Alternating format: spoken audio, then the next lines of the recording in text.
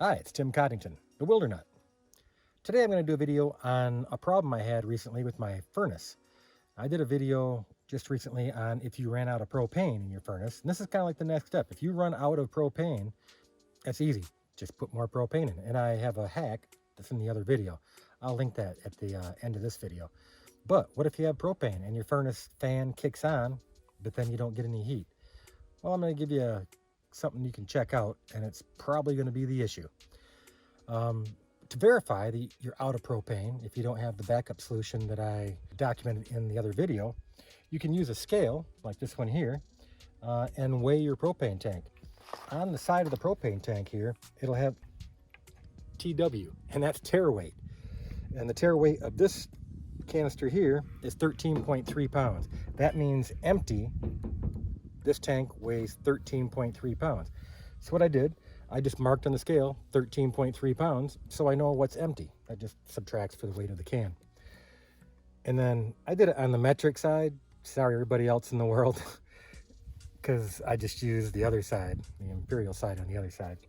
And then I marked full too, which full, this one weighs 26 pounds, right around there. You know, it's close enough. And then I graduated for, 3/4, half, and quarter. So right now, looking at it, it's just a little less than 3/4 full.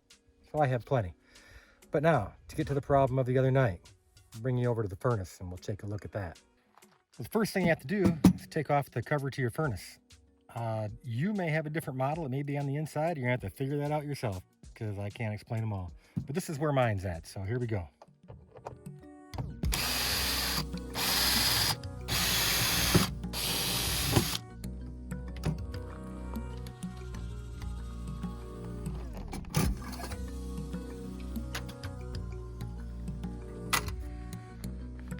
Well, there's the inside of your furnace. This is the squirrel cage up here. There is a shut off in here as well. So it's a good idea to shut that off before you do anything. That just kills the electricity to there. Although mine is a 12-volt model, I really wouldn't have to worry. But if you have an RV, you may have a bigger one and it's going to use a 110 volt instead of 12. So the problem lies right here. This is a micro switch. It's actually called a sail switch. And what's in there, there's a metal plate. And when the fan turns, it blows the metal plate. It's really thin, blows it, and it makes a contact in this switch here. So we'll take that out too and show you what the problem was. As I slip off the screw. All right, now this you have to be a little bit careful with. And for one, there's wires and everything, but two, that sail part of the switch, that little piece of metal, is kind of fragile, as you'll see. There it is. And what happens, the fan blows, it blows this outwards, because the fan's spinning around and the air makes it go out, and it makes contact with this little white switch right there, and that little white post. You can hear it clicking. And what the problem was, there was about a BB size little piece of lint that was stuck up under there, and it was preventing that from closing all the way. Now, sometimes it would close and sometimes it wouldn't, apparently, because sometimes my furnace worked and sometimes it didn't. And it was puzzling to me. I thought it was actually the altitude in Colorado was keeping it from working. Well, no, just that little switch. And if you don't hear that click, the micro switch is probably bad. And I think you can get these relatively cheaply. They're probably like 10 bucks, maybe 25, 30 at the dealership.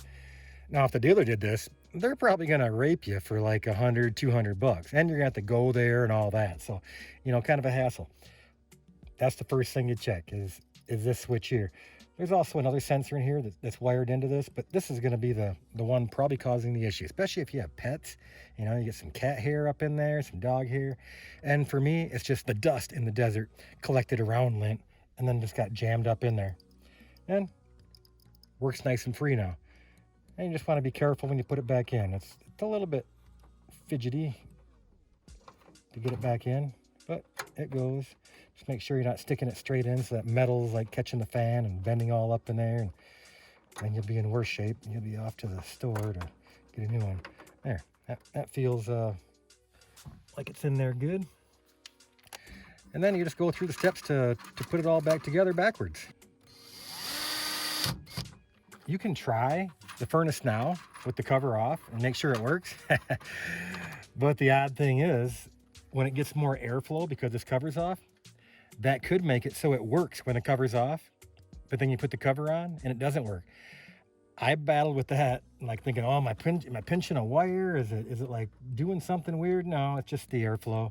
The dust was in there, and just it gets a little more airflow when the cover's off compared to when the cover's on, apparently, and forces that switch out. So that's it. Easy peasy. Save yourself some money, save yourself some grease, and stay warm.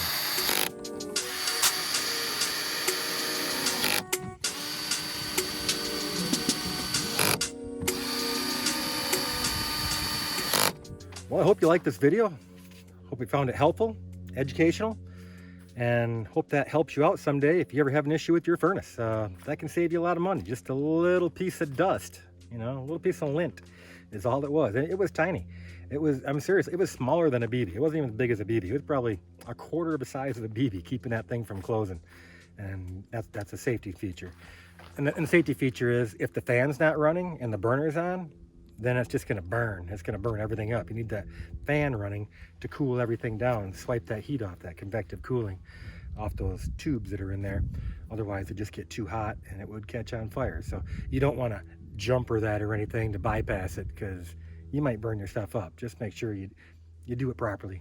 Make sure you get the lint out of there. If the switch is bad, just get a new switch, throw that on there. All right. Well, if you like this video, go ahead and hit the like button. If you like my channel, go ahead and hit the subscribe. And if you want to see future videos, go ahead and hit that bell so you get all future videos and your notifications. Well, hope you're having a great day, and I hope you're living your best life.